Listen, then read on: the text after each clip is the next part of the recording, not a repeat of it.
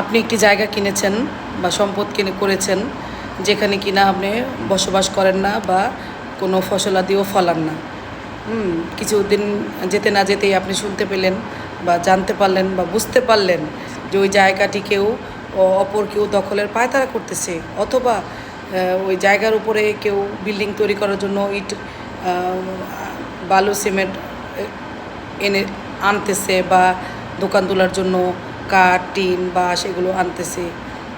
হতে তখন আপনি কি করবেন? শোনার সাথে সাথে থানায় চলে যাবেন। থানায় যেয়ে একটি জিডি করবেন। জিডি করে পুলিশ আসবে, উভয় পক্ষকে ডাকাবে। হয়তো দেখা গেল যে পুলিশের মাধ্যমে সমস্যাটা সমাধান হয়ে যাবে। যদি না হয়, সেক্ষেত্রে আপনি কি করবেন?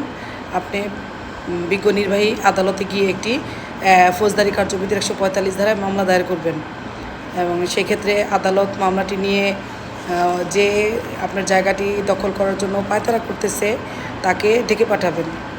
তারা কোর্টে এসে যখন আপনার কাগজপত্র এবং তাদের কথা শুনবে, তাদের কাগজপত্র যদি তাকে দেখে, সেক্ষেত্রে আদালত যদি দেখে যে না, আপনি ঠিক আছেন, আপনি দখলে ছিলেন, তারা দখল করার জন্য পায়তারা করতেছে, সেক্ষেত্রে আদালত আপনার পক্ষে রায় দেবে, আপনাকে আপনার জায়গাটি বুঝিয়ে দেবে, দখলে থাকার জন্য আদেশ দিবে, এবং যারা দখলে আসার চেষ্টা করছে তাদেরকে বারণ করবে যে এই জায়গায় আপনারা আসতে পারবেন না।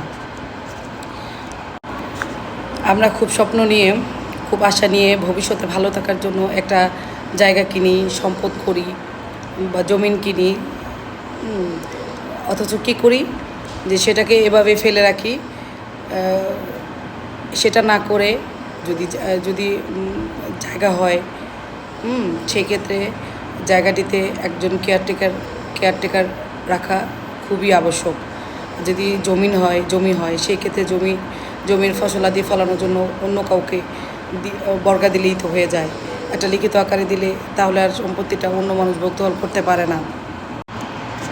জায়গার উপরে কেয়ারটেকার রেখে অথবা জমিতে কাউকে দিয়ে ফসল ফলিয়ে যদি ভোগ দখলে থাকেন, সকলে জানতে পারে যে না, এই জায়গাটিও আপনার, সেক্ষেত্রে এই জায়গায় আর ভবিষ্যতে কোনো ভয়ের আশঙ্কা থাকে না।